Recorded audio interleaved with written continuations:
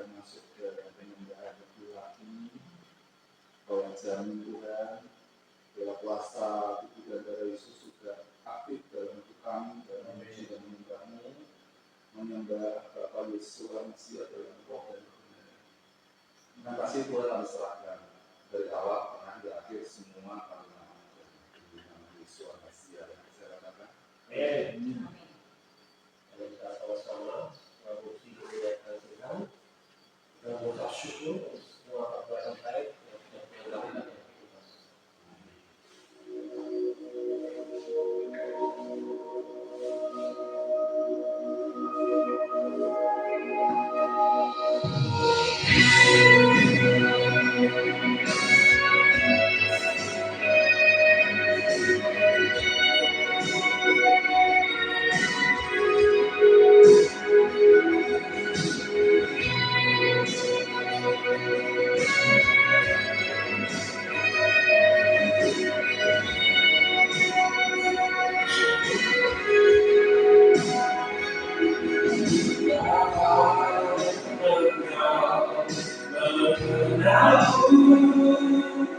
Lebih dari siapapun, Engkau tahu ceritaku dan isi hatiku. Tak peduli masa lalu, Engkau tetap memilihku. Ubahkanku sempurnakan dari karya yang indah. Kini aku percaya tiada yang mustahil bagimu. Kuatkanku dasarmu berharga.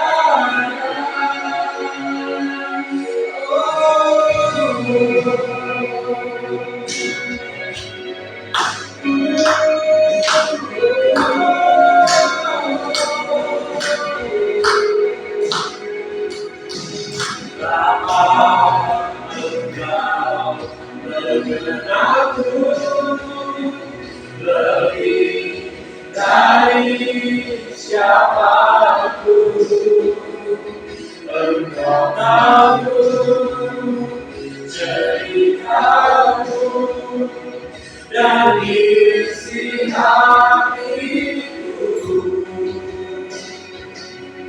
Tak peduli masa lalu, Engkau tetap memilihku. Ubahkanku sempurnakan di karya yang indah. Kini aku percaya tiada yang mustahil bagiku. Ku tahu Tuhanku dasarku berharga. Kini aku percaya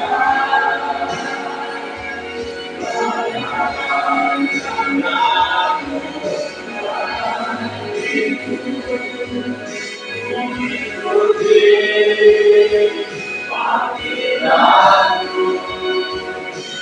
yang setia sampai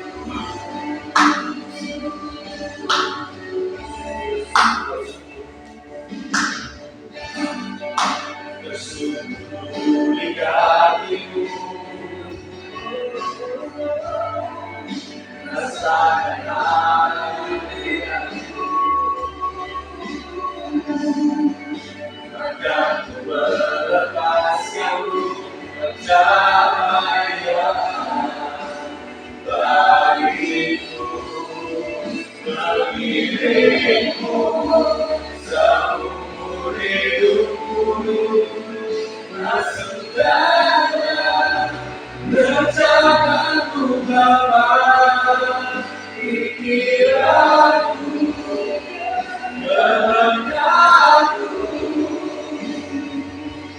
ku serahkan padamu, harapanku hanya di dalam-Mu, bukan teduh bersama-Mu Bapa, demi aku rencanaku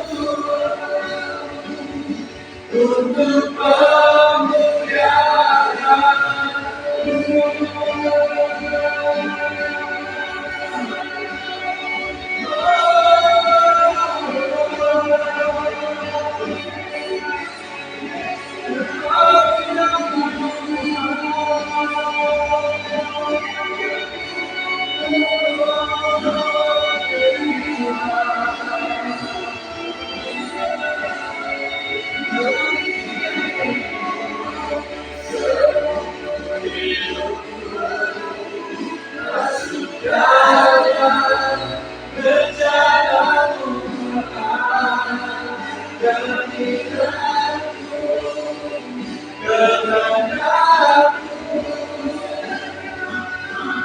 serahkan padamu, hanya di dalam-Mu, bukan teduh bersama-Mu Tuhan, demi aku rencanamu untuk kemuliaan-Mu, untuk kemuliaan-Mu.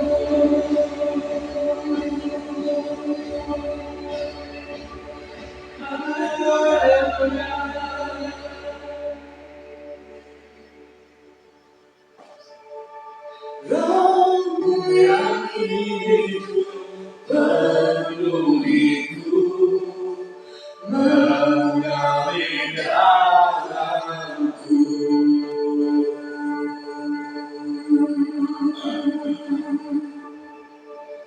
Jiwaku tenang bersama-Mu dalam naungan-Mu.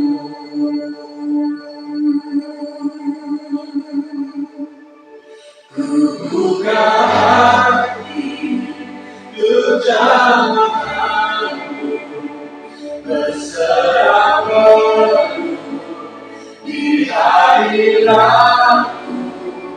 Kau ambil alih seluruh hidupku, di hadapan-Mu menyembah-Mu.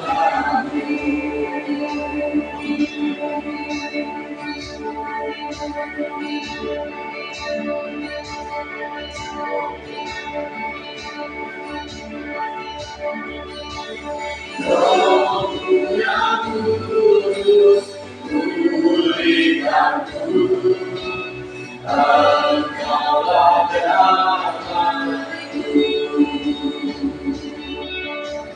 Ku hidup oleh anugerah-Mu yang menyertaiku,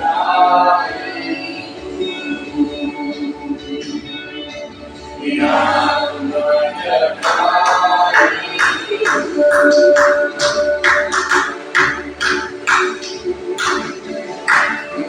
buka hati untuk jamaah-Mu, berserah penuh di hadirat-Mu. Kau ambil alih seluruh hidupku, di hadapan-Mu menyembah-Mu. Buka hati untuk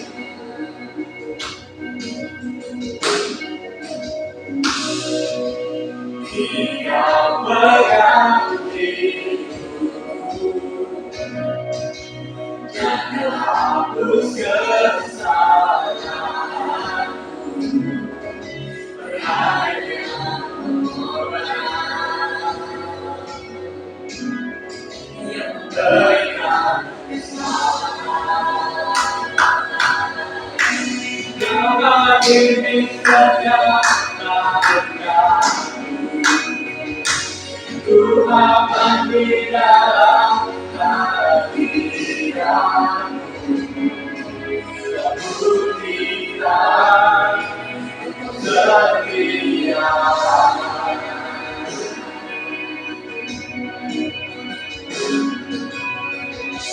Dan Tuhan kami kita, karena ku berserah kepadamu selamanya setia. Oh, your presence, oh, your presence never with me, never forsake me. Oh, your presence never with me, and you'll never forsake me. Oh, your presence never leaves me, and you'll never forsake me. Oh, your presence never leaves me, and you'll never forsake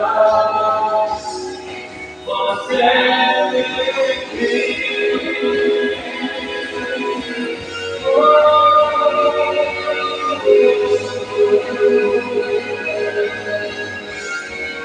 Forsake me, oh, your presence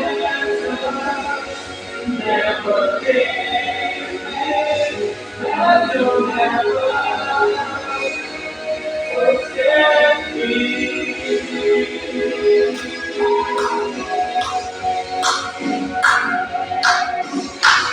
Kau ini setiap langkah, Tuhan di dalam hadirat-Mu, buktikan setia.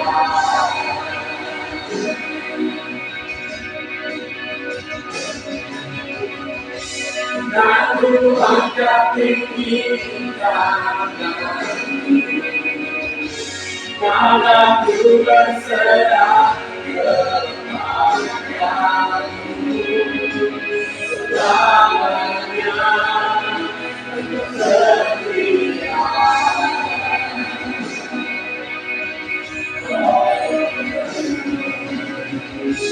Oh, your presence never leaves me, and you'll never forsake me. Oh, your presence never leaves me, and you'll never forsake me. Oh, your presence never leaves me, and you'll never forsake me. Oh, your presence never leaves me, and you'll never forsake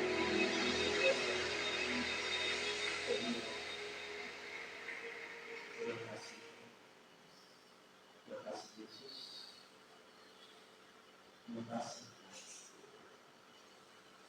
Tidak pernah menjaga kami seperti itu. Kakak suruh untuk kami. Janji-Mu, perkataan-Mu luar biasa kami. Maka kami tidak akan pernah takut, kami tidak boleh khawatir. Karena Engkau selalu ada bersama kami. Terima kasih Bapak, kami bersyukur. Ini hari-hari kami yang penuh dengan sukacita dan sejahtera. Kami dengan janji-janji yang sudah Kau tenangkan untuk kami. Sehingga langkah kami langkah yang pasti, langkah kami menuju masa depan yang kilat-kilat bersama dengan Tuhan. Dan Kau bawa kami pada kemuliaan satu pada kemuliaan. Terima kasih Bapak, kami ucap syukur. Terima kasih Roh Kudus. yang taat itu setiap itu pengaduan berkala kepada Tuhan. Dan setelah tidak menerima yang terkait dengan itu, dan dia terkait dengan apapun firman kepada mengucap syukur Tuhan, kami terus bertambah-tambah dengan Tuhan, terus bertambah dengan segala rahasia-rahasia kata Rasul. Terima kasih Bapak, kami mengucap syukur dan di dalam nama Yesus kita bersepakat berkata, Amin. Kedua, mencari mohon saudara mendoakan saya. Kalau saya tadi berulang tahu.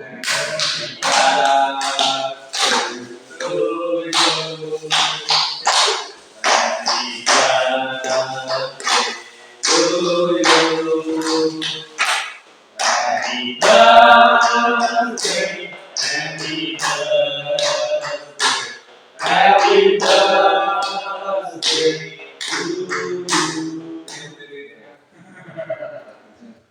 Make a wish. Kebetulan jauh. Bukan. Apalagi Wish. sini kan? Oh ya.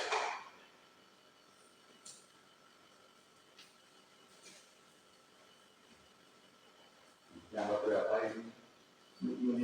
25.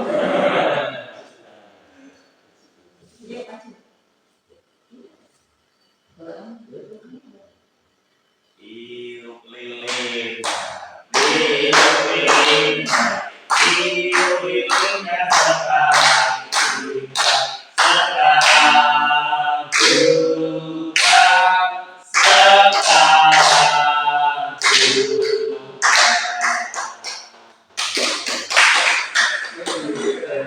Jadi itu bagi anjingnya sapi.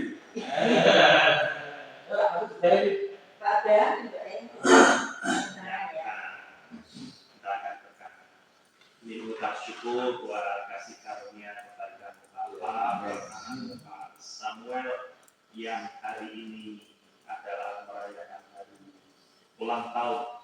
Kami percaya berkat-berkat yang sudah Tuhan sediakan dalam hidupnya sejak dari dulu sekarang sampai selama-lamanya, dia menggenapi menyatakan di dalam hidupnya apa yang tertunda selama ini. Tuhan kau nyatakan berhasil. Apa yang mandul selama ini kau buat melahirkan. Apa yang gagal selama ini kau buat berhasil. Apa yang kurang selama ini kau beri kelimpahan. Sehingga nyata bahwa berkat-berkat dan pertolongan itu datangnya dari Bapa, Putra, dan Roh Kudus. Semuanya ini Tuhan boleh jadi untuk hormat dan kemuliaan nama. Beri hati yang teguh, beri hati yang setia sampai Maranatha Yesus datang yang kedua kali. Terima kasih Bapa, kami mengucap syukur buat kelahiran, buat ulang tahun anakmu ini, dan kami percaya ada terobosan-terobosan yang Tuhan berikan. Ministry-ministry yang akan Tuhan nyatakan di dalam hidupnya. Beri hati seorang gembala, beri hati seorang bapa yang senantiasa Tuhan merawat domba, memelihara domba, dan memberi makan domba. Terima kasih Bapak. Berkati anakmu ini di dalam nama Tuhan Yesus Kristus. Haleluya. Amin.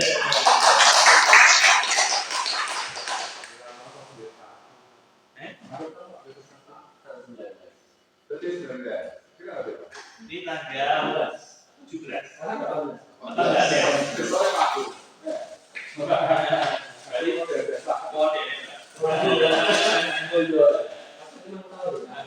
Ini kan kode itu satu. Awalnya kan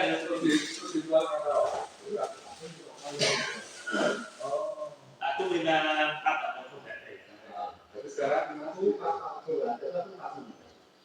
oh gitu. Nampak ya ketok tua ya. Iya, makasih. Ayo nanti pikir usia nampak waktu enggak ada. Masih Kan masih muda. Sekarang berapa? 5.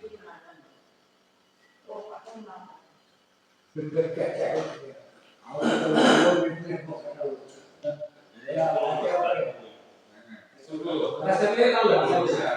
Rasanya tahu. Guyu terus Pak.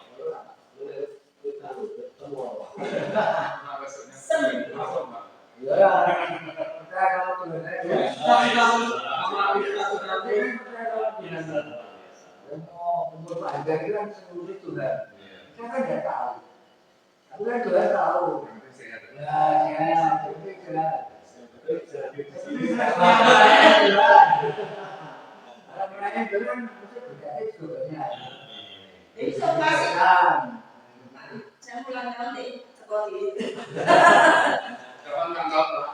Biar lah gereja misi, pembukaan gereja misi, saat itu ya Pak, kalau gereja. Luar biasa. Termasuk setia. masalah sama Pak Semir dan Iya, iya. Pak Semir. Sama dengan realitas. Dulu aku yang sekolah itu ya sama bulannya aku. Iya. Juara parani Iya. jurulan semua.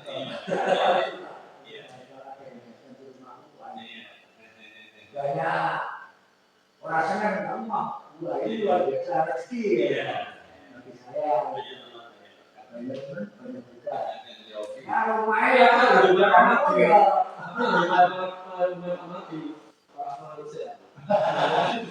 Ayo Bapak Rob.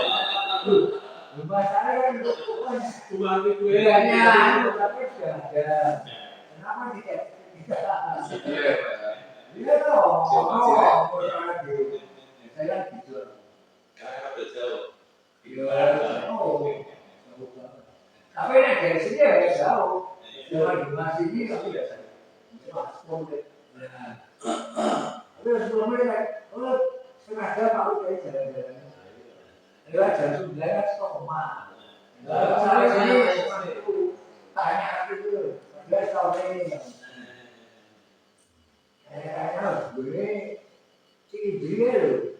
Besok mau soal melayani Tuhan. Oh sudah sana. Saya sudah pasti Parkir apa? Sumati. Sumati. Lagi pikir pasti ya. Akhir larang Tadi bukan Sumati. Lalu kata lagi. Sekali-sekali kalau ada yang membantu satu. Ya. Bahas tentang keuangan. Karena keuangan ini kan hal yang sangat sensitif yang semestinya juga merupakan hal yang vital, yang penting dalam kehidupan manusia. Ada banyak orang bahwa ketika pelayanan, wis ora usah mikir iki, sing penting melayani aja. Ya kelihatannya benar, tapi itu tidak benar. Karena walau bagaimanapun hidup itu butuh uang. Ini bukan masalah paradigma memandang bahwa uang itu sesuatu yang sangat utama, tetapi lebih kepada bahwa itu menyangkut kebutuhan. Dan kebutuhan itu kan harus diselesaikan dengan pembayaran. Tidak bisa dibayar sama Tuhan. Tuhan. Sekelas rasul pun di dalam pelayanan dia masih membutuhkan uang. Bahkan Yesus pun masih membutuhkan walaupun dia bisa melakukan mujizat secara supranatural, tetapi itu tidak otomatis dia lakukan terus-menerus di dalam setiap pelayanannya. Kenapa? Karena memang ada hukum yang mengatur satu circle kehidupan yang mengatur bahwa itu sudah menjadi satu aturan main bahwa ya dunia ini memang kita hidup butuh uang. Dan itu tidak bisa dipungkiri siapapun mereka, bahkan sampai ketika orang itu meninggal pun dikubur ya butuh uang. Iya. Dan hal ini seringkali menjadi satu apa namanya, pemikiran yang harus diselesaikan. Karena kemanapun orang pergi, kebaktian, KKR, konser, minta doa, ya doa berkah. Ujung-ujungnya juga uang. Kesehatan pun kalau orang sehat juga butuh uang. Apalagi orang sakit. Nah itu kita hidup ini di era zaman yang dimana biaya hidup semakin tinggi. Dan suka tidak suka kita menghadapi satu mitos. Kalau dulu kan diajarin banyak anak banyak rezeki, ya kan? Sekarang banyak anak banyak pengeluaran. Dulu orang tua merawat 9 anak, 12 anak, gampang, mampu. Tapi sekarang orang tua punya anak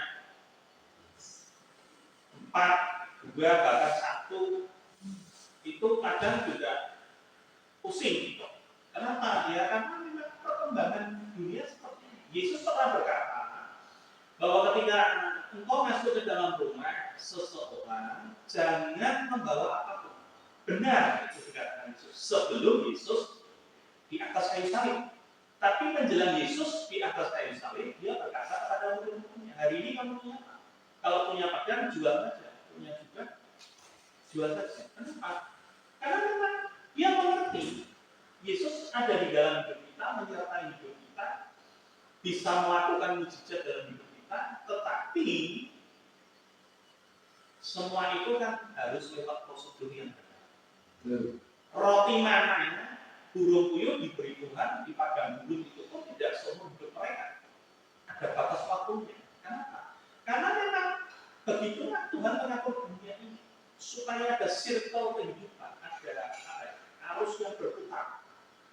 Nah, hal pertama yang perlu kita sadari adalah ketika seseorang itu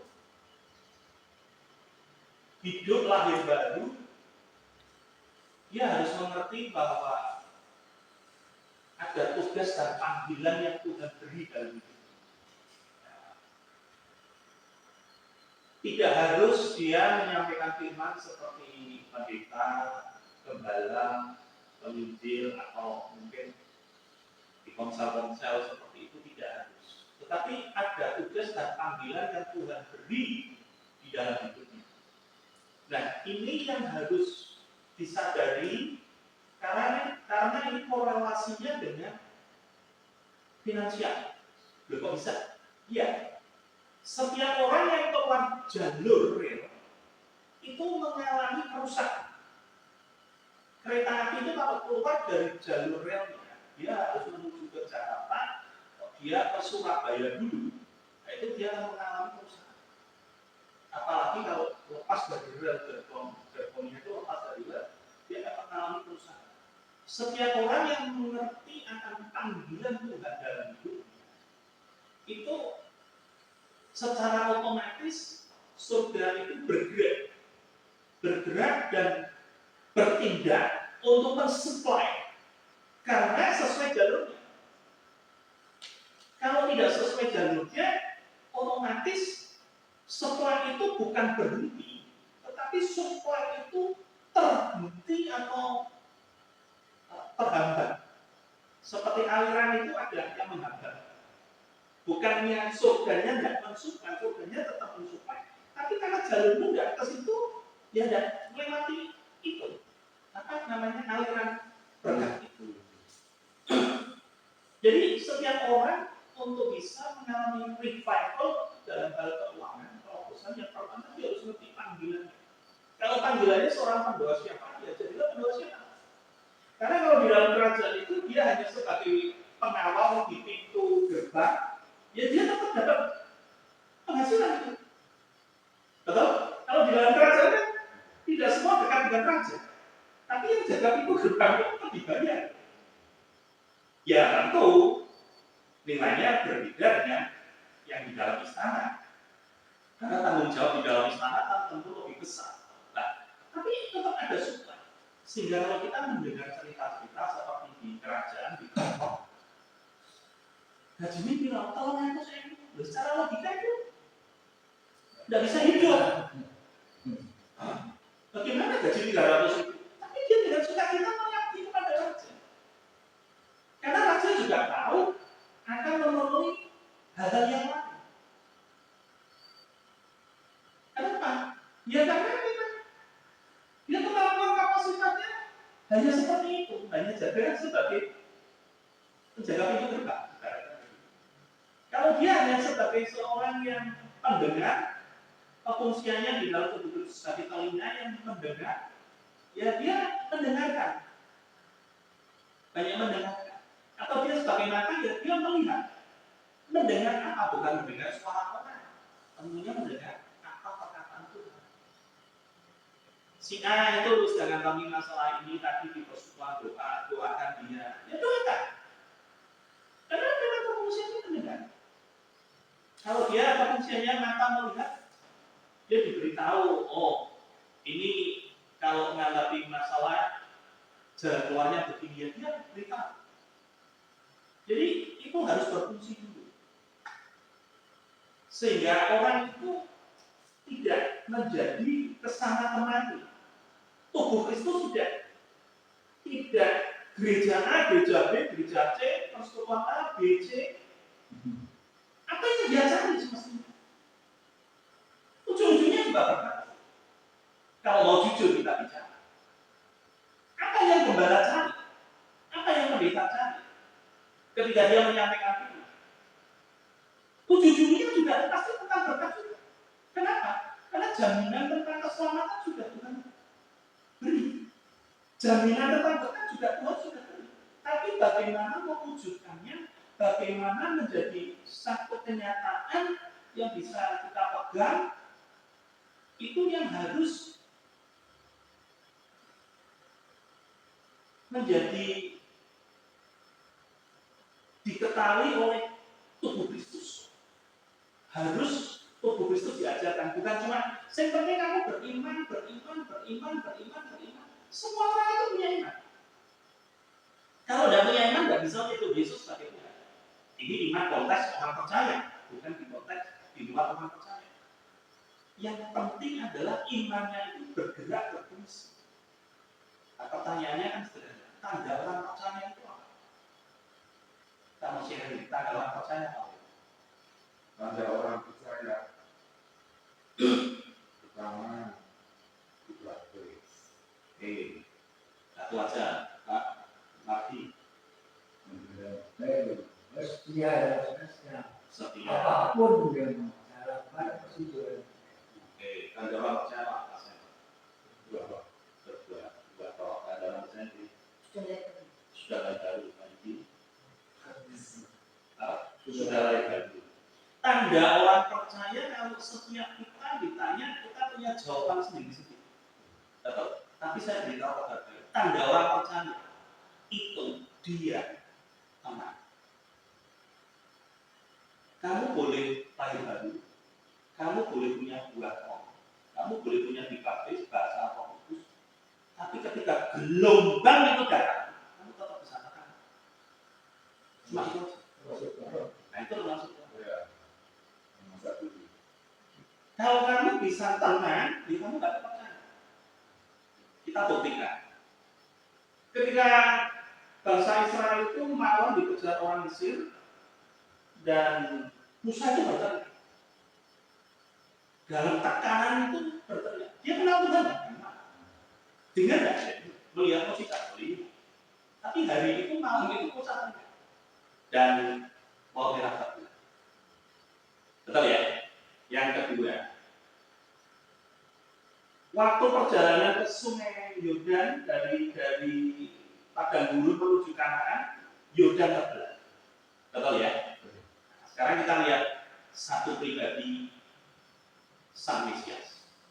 Habis pelayanan, Yesus menyuruh murid-muridnya menyeberang. Jaraknya mungkin kalau kita pelajari sekitar 200 meter. Dia pergi untuk berdoa. Pelayanan Yesus selesai jam 6. Jadi jam 6 itu mulai usul nyebrang, Yesus berdoa. Sampai jam 3 pagi. Jadi 9 jam Yesus berdoa. Dan perahu mereka itu udah maju, udah mundur. Gini. Jalan di tempat. Nah, banyak orang Kristen itu gini.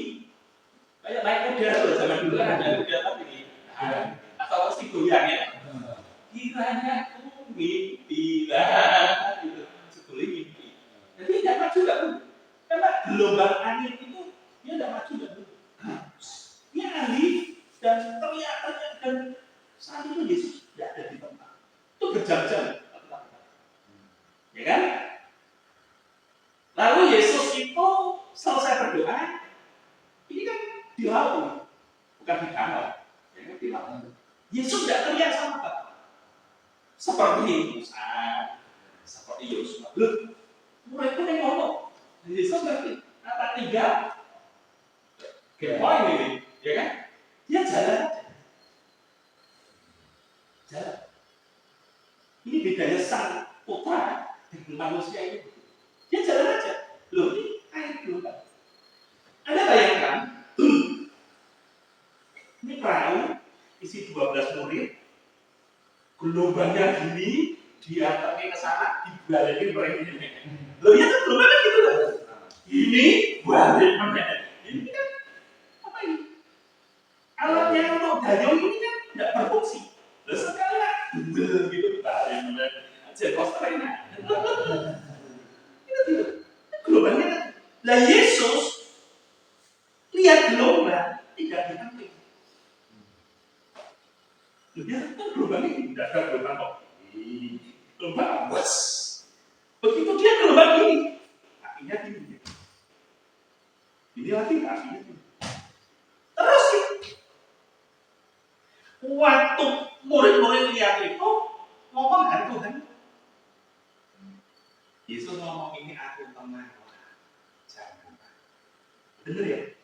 Tenanglah. Jangan. Orang ngomong itu bahasa apa sih? Itu berdua sih. Ditemping. Apa ditemping? Loh ya, dia ngomong tenang. Dia tidak ngomong jangan takut. Tenang. Jadi ngadepi gelombang itu tenang dulu. Dan ajaibnya, saya merenung gini, kok Yesus bisa sampai ke situ dan perahu ini kok dan balik situ, Yesus kan bingung, ini sudah berapa berarti perahu ini. Betul, kenapa? Karena gelombang yang begitu menakutkan itu ada di bawah kaki Yesus. Betul tidak? Anda bisa bayangkan apa gelombang apa gini ya? Begitu gini diinjak itu. Sehingga apa? Orang melihat menyaksikan badai gelombang yang begitu mengalir. Tidak usah botekin di dalam kasih karunia. Ada di bawah kaki. Orang saya ambil. Amin. Betul tidak?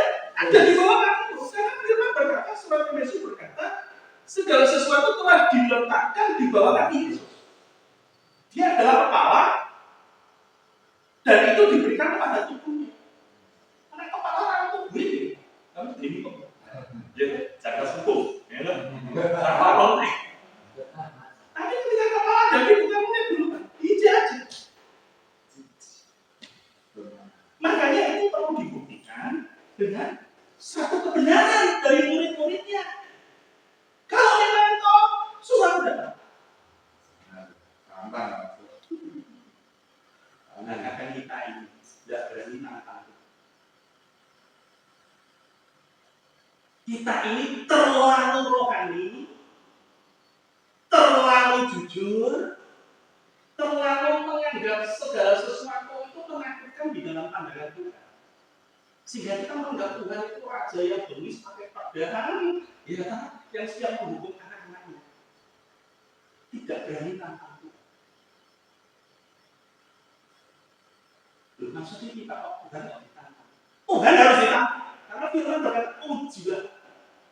Ditantang dalam arti kata, firman-Nya itu harus diuji menjadi satu kehidupan nyata dalam hidup kita, sehingga ketika firman itu sudah kita rasakan bahwa ini ya dan amin, kita berani berkata pasti. Dulu waktu saya kecil ada majalah namanya Femina. Gawe project ini sudah diuji di kantor ini. Betul ya? Iya. Nah, firman itu harus diuji. Kalau tidak diuji, ya, dia akan, kalau dia kan tidak diuji, kan tidak keluar, tidak ada buahnya. Tidak kamu jejak. Lah yang jadi pertanyaan adalah keuangan orang sehat kalau duitnya, orang sakit kalau duitnya orang kosong. Ribut, ada masalah besar, nak duitnya jaket,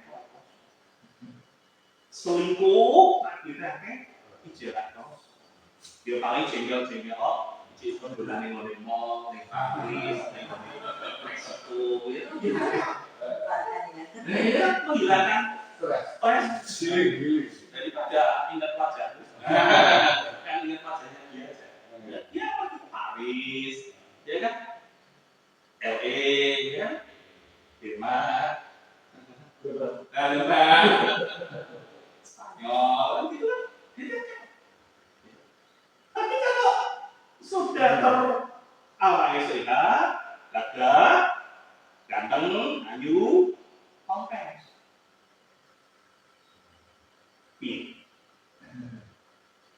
Bukan ini, mohon maaf, dunia menolak.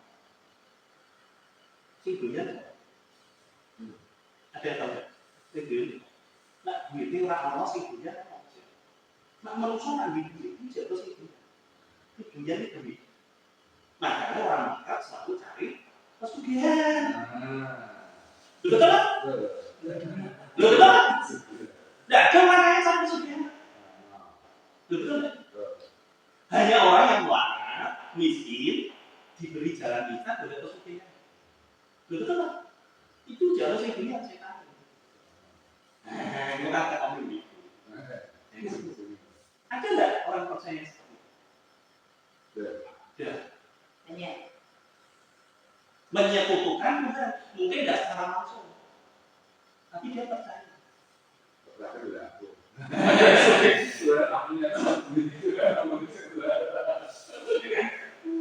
Jadi kembali lagi, komunitas hidup orang percaya itu bukan sekedar dikasih firman, bukan sekedar dikhotbah. Tapi bagaimana firman itu bisa menjadi realitas dalam hidup itu melihat Tuhan. Makanya kamu bersinergi seperti ini. Saya melihat satu hal ketika melihat Pak Mardi ya. Pak Mardi, pikiran saya terbuka begini. Biasanya tidak terbuka, biasanya terbuka. Tapi ya Pak Mardi tadi Pak Udaka saya melihat begini. Ada banyak di dalam komsel atau tempat ibadah itu orang-orang yang sudah sepuh, sudah senior, sudah melewati masa produktif dalam dunia Pak. Tapi saya melihat mereka ini mestinya punya kapasitas yang Tuhan sudah latih dengan. Tetapi seringkali pemimpin tidak melihat. Ini boleh di-cross-check catatan. Di seluruh lini tempat ibadah komsel, orang-orang sepuh ini tidak terlalu menjadi perhatian. Dipandang sebelah mata. Satu tidak produktif, ya toh? Dua wis tuwir, ya kan? Nyusake wong, ya toh? Paling ya ora. Paling ikut buat mangan kau. Kenapa? Karena pemimpinnya tidak punya visi. Sudah jadi dulu. Nah ini saya cerita banyak kan. Berapa persen Pak? Ya itu 99. Makanya Tuhan membuka pikiran saya. Harus mengkelompokkan, mengklarifikasi, membuat kode golongan usia karet. Usia karet 80-an. Silakan 80 kok karet. Itu Hebron aja dihancurkan. Hebron itu nenek moyang kita. Nenek moyang Goliat dihabisin sama karet usia 80. Itu bukan sekedar cerita. Kita dengar orang berbahasa seperti itu, tapi dia tidak memfungsikan golongan karet. Yang dijadikan pasukan pendoa orang-orang muda. Ini omongannya sama kenyataan itu berbeda. Di dalam tubuh Kristus, di dalam gereja. Loh, karena orang-orang tua kan kenapa? Ya karena aku tidak melatih.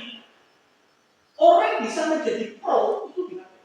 Contoh, seorang prajurit kelompok kerajaan itu bukan 1-2 ngawal pangeran masuk hutan itu, dan pangeran itu lempar apel lalu dipegang gitu. Wah, prajurit itu lalu dia melempar apa itu aceh duku kecil, shot.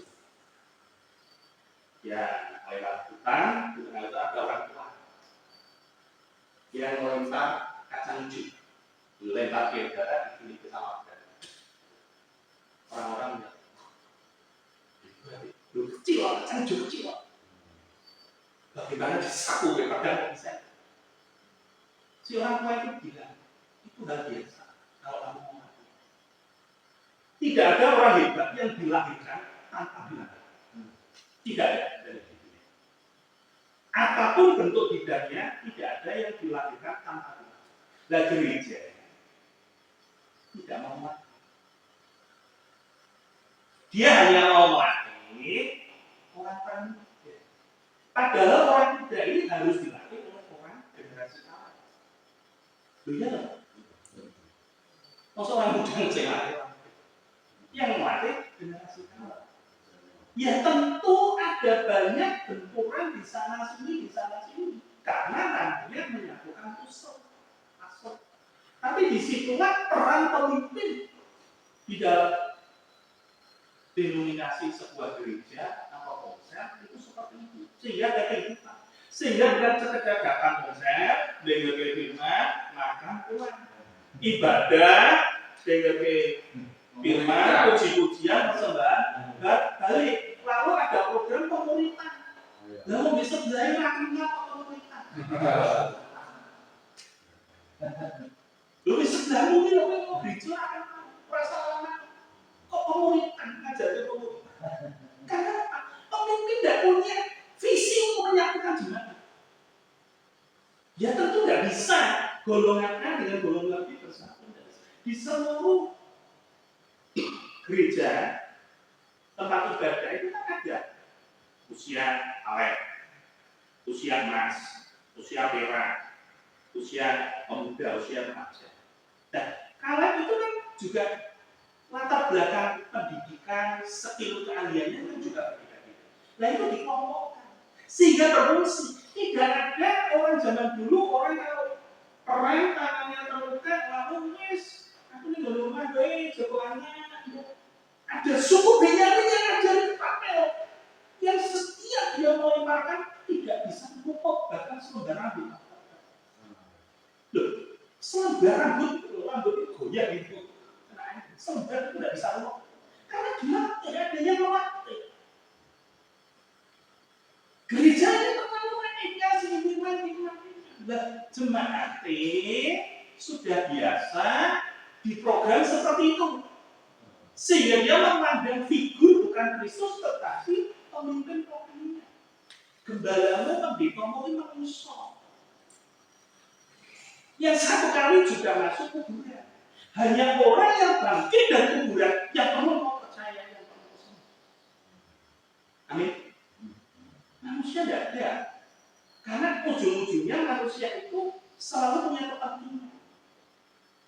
Mengatasnamakan Tuhan, mengatasnamakan agama, ujungnya pasti punya kepentingan. Makanya jemaat itu banyak yang tulus. Jemaat itu banyak yang lugu, sehingga mudah diprogram dicuci otaknya dengan diatasnamakan Tuhan. Tetapi mereka tidak pernah dilatih, dididik bagaimana hidupmu yang sudah generasi kalet, generasi emas itu tetap bisa produktif, tetap bisa menghasilkan. Bukan hanya buat kerajaan surga, tetapi secara finansial juga. Kita buktikan. Kisah para Rasul pasal yang ke-7. Ribut. Yesus sudah meninggal, bangkit, naik ke surga, mereka ribut urusan ijab. Urusan ijab itu urusan jasmani. Rasul-rasulnya sadar, nah itu urusin ini supaya. Makanya tak pilih 7 orang yang penuh Roh Kudus dan terkenal dengan perbuatan baik. Tetap harus diurusi mereka. Kalau tidak diurusi, nah siapa yang mengurusi? Kalau acara Paskah seperti ini, sebentar lagi Paskah, diumumkanlah di mimbar, kita mau rayakan Paskah, ayo sumbang pakai yang pakai, yang mau persembahan. Nah, pertanyaan saya, dikasih atau apa? Loh, Yesus yang mengajarkan bukan saya. Kamu ngerti gimana? Atau kamu tetap segala sesuatu itu ngomong bicara sama jemaat? Loh, tidak apa-apa, jemaat untuk suruh menegur itu tidak ada. Jemaat itu rela ikhlas tulus. Yang jadi pertanyaan saya, dikasih itu ada uang, kamu keluarkan tidak? Itu aja jadi pertanyaan.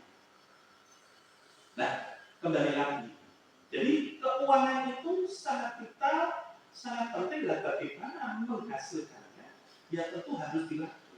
Sehingga nanti itu ada golongan seperti di zaman perjanjian lama. Golongan apa?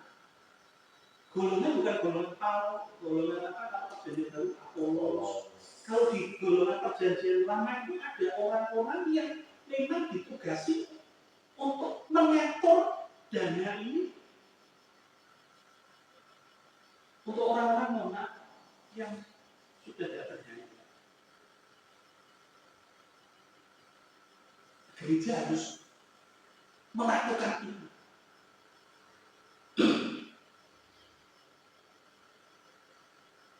Golongan Kaleb melatih anak-anak. Untuk apa? Yang punya golongan Kaleb sampai 100, yang dia spesialis doa 8 orang. 8 orang itu melatih anak muda bersama Tuhan. Yang satu punya keahlian masak apa? Nasi goreng. Dirasanya enak. Dari 20 orang yang enak. Golongan orang muda mati. Siapa tahu di dalam golongan orang muda nanti dia bisa jual nasi goreng. Resepnya bisa diteruskan.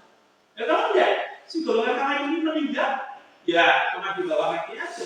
Resep tidak pernah bisa diturun. Tuhan tidak mengajarkan seperti itu.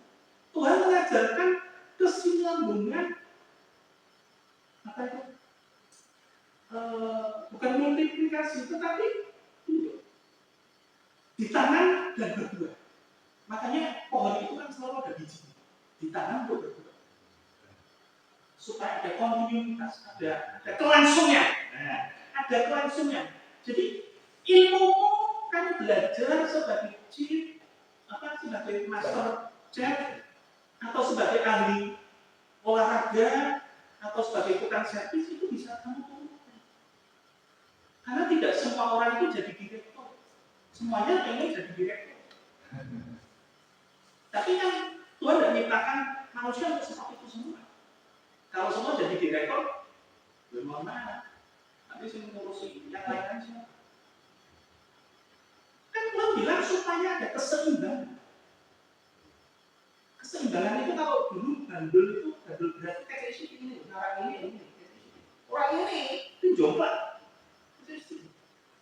Dan gereja itu harus melatih seperti itu.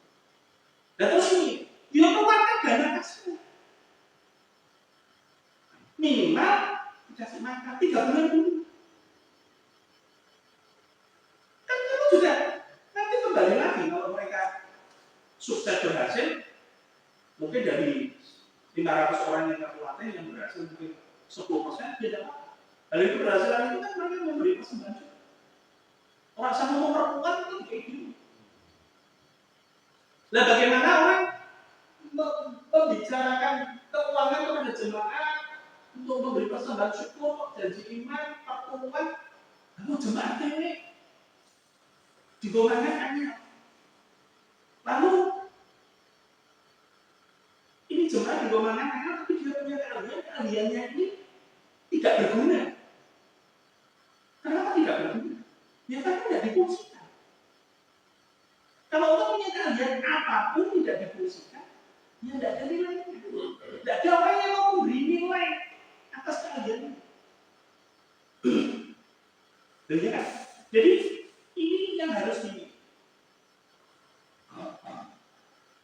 dilakukan sama para pemimpin gereja Tuhan itu seperti itu, yang memberi kesinambungan kelangsungan.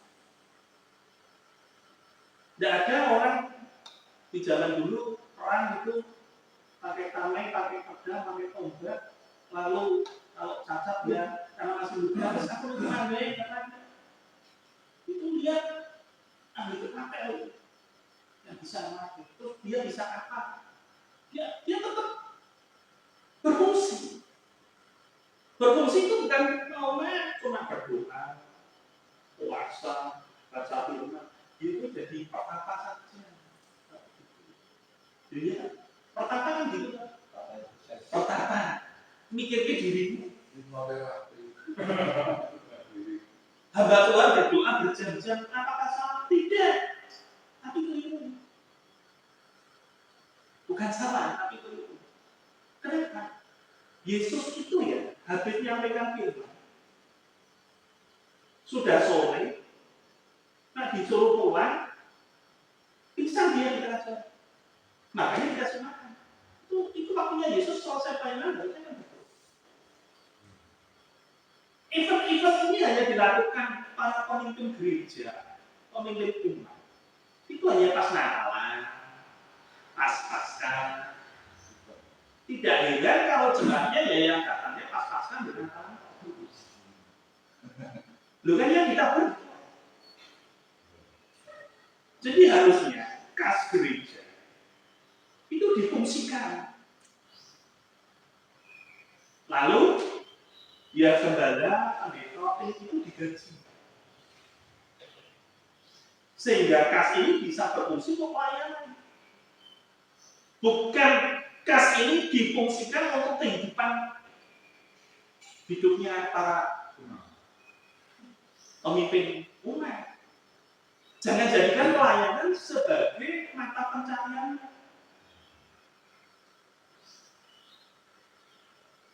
Sehingga orang mulai diajarkan bukan hanya peduli, tapi kamu punya talenta itu berfungsi. Di zaman Elisa, tidak tahu mau bangun apa ya. Mungkin menurut saya, ini analisa saya. Dia kan pernah bangun banyak pohon. Mungkin menurut saya mau bangun rumah. Golongan Elisa itu kan banyak nabi-nabi yang dia kan ketua penggantian ya kan? Dia mau membangun rumah para anggota, para nabi yang dia didik ini loh menurut saya. Nah maka kakaknya itu ibu kan dari Hajar. Nah laporan dia itu barang pinjaman. Pak Pendeta, ini ada pinjaman Pak, saya bergerak pinjol. Piro 10 juta. Loh kok bisa? Ya Pak Bini, lah kamu ngamur gini-gini. Ya kalau kamu beriman percaya gitu.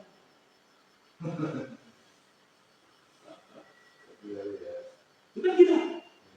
Awalnya, kalau buka. Dicek teman ternyata kena pinjol. Harusnya penanganannya bukan seperti itu. Nah coba, ya salahmu. Ya beriman percaya di Tuhan nanti Tuhan akan lakukan mujizat nanti. Kalau kayak gitu, anakmu itu sudah anakmu. Loh kamu seorang pemimpin, jangan seperti itu. Harusnya gimana? Kita tuh bapak dalam doa atau kesulitan jemaat.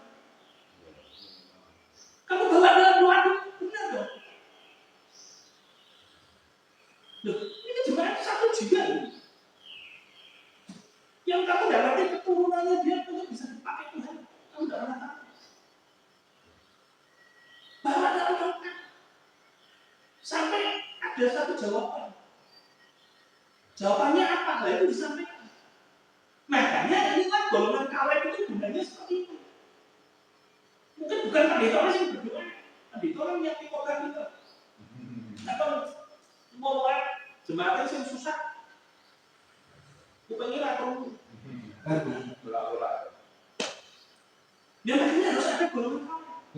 Solusi supaya doa dan firman ini kata Rasul Petrus, aku tetap bisa fokus.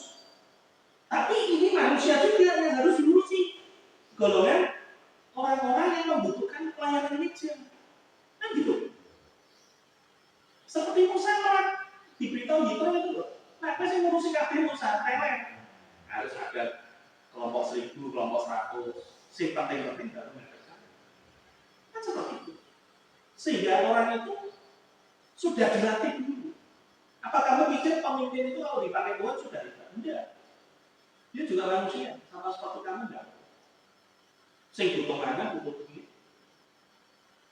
Kita tidak perlu memfokuskan diri kita ini ke Yesus. Itu satu pelanggaran besar itu di dalam Tuhan. Kalau diri kita fokuskan ke Yesus itu satu pelanggaran besar. Apalagi ada orang lain yang memfokuskan diri kita karena kita seorang pemimpin dan kita bangga. Wah itu gila itu menurut saya. Oh dirimu difokuskan kok kamu bangga itu kan. Dibuat yang rokok kan masalah. Loh, iya toh? Kan kita tidak pernah lihat hati manusia. Tapi kan kamu ngerti hatimu sendiri. Ini layak tidak aku terima penghormatan ini. Kalau tidak layak aku terima ini seperti Paulus ketika dari Korintus. Nah ini jelas sih. Dia koyak juga, koyak baju. Aku tidak mau soal itu. Kalau sesuatu yang diberikan manusia kepada kita dan kita tahu itu tidak layak buat kita, tapi layak buat kita. Harusnya kita jangan terima. Nggak ngomongnya ada Tuhan. Tapi kalau kita merasa, iya, aku layak ini. Kamu sedang sakit. Itu mengerikan sekali. Dan kalau itu, engkau biarkan itu terus ada di dalam hatimu. Tata itu bukan untuk Kristus, tapi tata itu untuk dirimu sendiri. Ya jangan salahkan. Aku sudah perlu buat engkau. Loh iya. Karena perkataan itu diberikan Tuhan di hari terakhir. Repot. Hari terakhir yang the finish. Tidak lagi. Nah, makanya kalau kita ini dipanggil untuk melayani sebagai seorang pemimpin, ya dia melayani itu benar-benar. Uang itu, ya kamu digaji aja. Pantasnya berapa ukuran itu? Kamu yang terkenal ini, yang belum atau terkenal, yang sangat tidak terkenal. Loh, tidak apa-apa. Karena mereka menjadi misalnya minta gaji ya, belum asli mungkin belum tekan untuk nilainya segini ya. Makanya tadi kan saya bilang, kalau pendeta sudah terkenal, itu kan ada kasnya besar. Iya. Ya pantasnya gitu. Nah, persembahan yang masuk 2 miliar. Pendetanya kalau gaji. Tim musiknya kalau saya repes. Kalau saya masuk 2 miliar kalau saya kali ini mau 1 juta kalau saya. Sebenarnya lagi masih Ini masih ngomong itu misalkan gitu. Kamu melayani itu Tuhan. jadi sih nggak Itu kan kamu melayani itu Tuhan. Ya kan? Sedang pemimpinnya masuk semua. Loh dia tahu, dia sadar. Tapi dia tidak bisa keluar dari kurungan. Karena itu adalah ikat. Makanya kembali lagi. Mereka punya pelayanan harus digaji. Uang kas ada untuk pelayanan. Sehingga orang itu kerja itu dengan sukacita. Loh kok digaji? Ya karena kamu ngabdi. Ya kalau kamu dipanggil keluar, ada dikasih persembahan, sekali program 7M, ya tidak apa-apa. Itu dirimu sendiri. Loh, ya Tidak ada yang, tapi mengacu kepada keuangan ya difungsikan. Golongan KPN ini difungsikan, golongan emas ini difungsikan untuk melatih generasi muda supaya mereka itu bukan hanya dengar khotbah dari pemimpinnya seminggu sekali, tapi dari golongan KPN ini yang juga sudah mengalami perjalanan iman bersama dengan Tuhan, dia bisa bagikan juga. Nah, itu lewat kayak negatif kan LPK itu ya. Sudah. Bukan, itu kan kalau APK kan khusus kalian. Oh gitu. Biasanya gitu ya. Dan satu LPK. Nah jadi uang itu kembali. Yang pertama adalah ketika seseorang mengalami masalah, itu minta harus dibawa dalam hidup. Masalah apa? Utang, kelompok utang. Ya toh? Loh iya kan begitu. Kelompoknya di utang. Utang di bawah 100 juta, 50 juta, di atas 100 juta. Itu dikelompokkan supaya nanti dikelompokkan. Loh, kerjanya ini kan supaya ada satu kesatuan. Tidak mungkin semua itu bergantung pada pemimpin, tapi pemimpin harus punya kejelian untuk melatih golongan karet, golongan emas, golongan perak kepada generasi muda.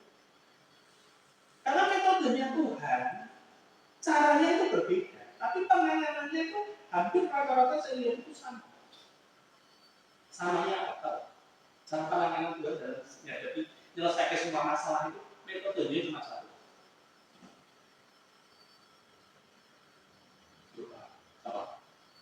Caranya cuma satu. Apa menurut? Caranya cuma itu. Satu dengan dua sisi. Caranya cuma satu. Darat mata uang dengan dua sisi. Hikmat dan kuasa. Orang dunia pun nyari ya. Tidak ada yang bilang. Hikmat dan kuasa. Kalau tidak ada itu, tidak bisa.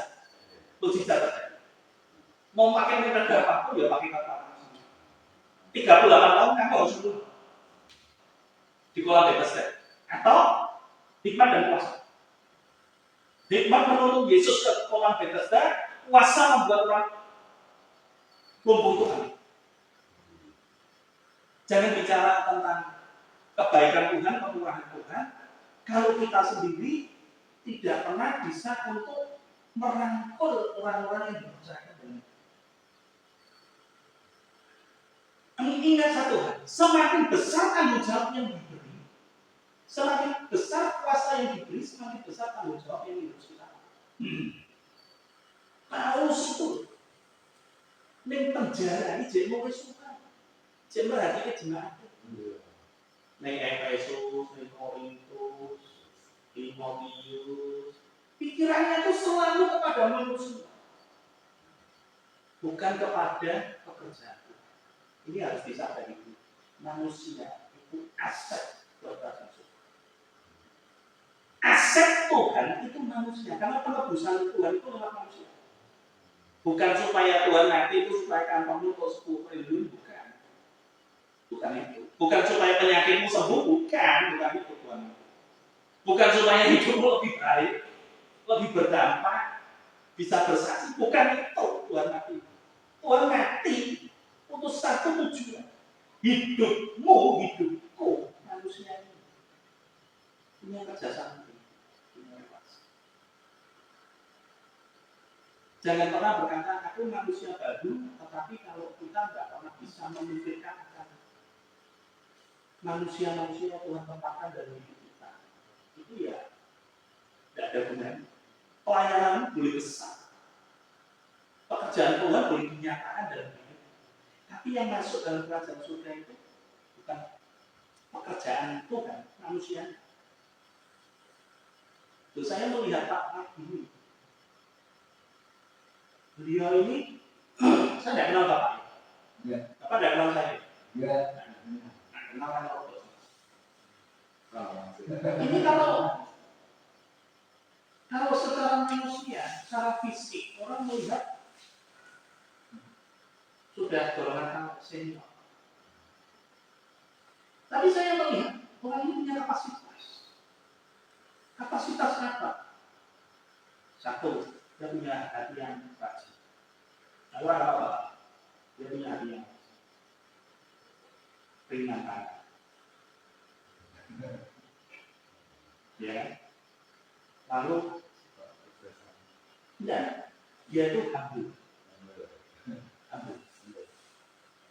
Dan yang terakhir itu senang nolong. Jadi senang melihat sesuatu yang berserakan itu kita tahu. Apapun itu, apapun. Nah ini kalau kita sebagai pemimpin bisa melihat, oh mereka butuh nasihat, masukan, beliau ini penasihat. Jadi ada golongan yang kita ngomong, itu kalau jumlahnya sudah banyak, harusnya sekali. Pokoknya intinya uang itu paralelnya dengan panggilan Tuhan. Atau dengan boleh dikatakan bukan pekerjaan Tuhan. Saya tidak bilang pekerjaan Tuhan. Panggilan Tuhan dan pekerjaan Tuhan dua hal. Panggilan Tuhan itu ya bisa sebagai ibu rumah tangga. Dunia kan? Dunia bisa sebagai kerjaan yang sampah. Sesuai dengan profesinya. Bukan hal-hal yang bukan itu uang itu ngalir. Orang jual koran 30 hari itu laku semua, dia pasti dia gembira. Bakul es, es gawe payungnya cuma 5, pusing kepala. Betul? Bakul koran tapi siji, untungnya saya ini, untuk ngomong, tapi dia sudah resmi. Betul? Bakul es gawe 1 bak, payungnya 5.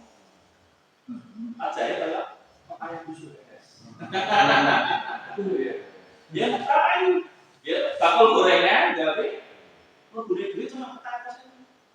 Biasanya 1,2 400 sisanya. Dan seminggu digawe mau.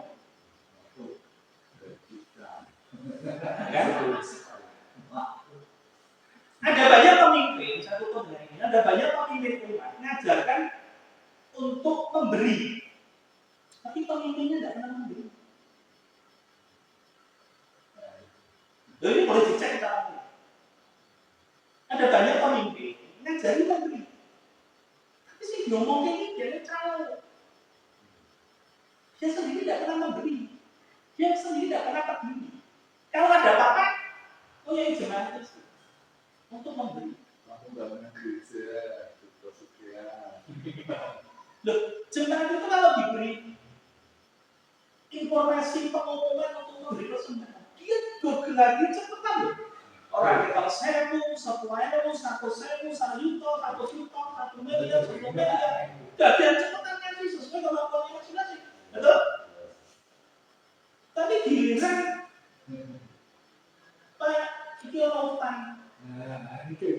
Terus dia berpikirnya begini, aku suka beres dulu, saya ngomong sama. Saya sedang cerita ini, cuma aku ada utang. Ya minimalnya panggil doa dong. Di bawah ini jemaah ini jadi di bawah. Sampai ada terobosan. Saya tahu laporannya. Lu kan begitu. Lu betul kan? Masuk presiden, tapi dikerjakan presiden kan bagian tambahnya menteri pertambahan ini gini. Di bawah saya minta laporannya. Bagian dari pemerintahan. Ya. Loh iya itu sudah masuk bagian pemerintahan. Dari sini mulai dilatih pemerintahan. Diberi kebenaran. Ya kan? Orang perlu pemerintahan juga sertifikat, gopo sertifikat. Loh ya, ketika ada seseorang datang masuk bercerita, ini harus diselesaikan. Dan itu panggilan mulia di dalam kehidupan orang percaya, terutama para pemimpin. Coba tolak, coba energi. Nah kamu energi dengan orang-orang yang bermasalah. Dia sudah jadi bengkel, jadilah obat. Si cuma terima resep dokter, si resep dokter. Tidak seperti itu, harusnya gereja itu dipanggil. Di mana-mana itu tiap perjanjian lama, perjanjian baru, itu topik itu ngurusin semacam. Kalau tadi ngurusi Israel, bangsanya. Karena panggilannya seorang nabi. Kalau rasul, itu seluruh dunia. Kan memang jadi rasul kan apa maksud? Karena kalau semua pelayan saya ditinggal, kan harus ada orang yang ditinggal di situ untuk ngurusi suasana di situ. Nah, makanya harus difungsikan. Bukan cuma diajari pemerintah diberi sertifikat, tapi terus bangga kan kalau pemerintah aku lebih sertifikat untuk berfungsi. Hidup itu yang baik kalau kita berfungsi. Misalnya gawe SK ya gawe SK, misalnya masak dari mas, misalnya aku ya di satu, misalnya ngokok kursi ya tidak ada sama. Jadi inti daripada finansial freedom satu itu jalurnya harus sesuai dengan kefungsian kami. Itu saya. Silakan, Pak Idi. Lalu soal akan dulu. Bapak kami ucap syukur dan terima kasih kepada kami sudah menerima sesuatu yang terkait dengan Bapak selalu saya dari kepada terima kasih Tuhan untuk kita kami pelayan kita kami iman mendapatkan kesadaran tentunya keuangan finansial bagi kita kami yang kami bahkan keseharian kami. Terima kasih Bapak kami sudah Tuhan saya Tuhan dan kami terus membicara dengan pelayan Bapak. Dan juga kami yang sudah setia, kami siap kami sudah siap dari Bapak sudah hidup. Amin. Dan juga bagi kerajaan kesehatan. Terima kasih Bapak yang ucap syukur di dalam nama Tuhan Yesus. Amin. Amin. Grace of God is shining bright, guiding me through every night. In your love I find my light with you. Everything's alright.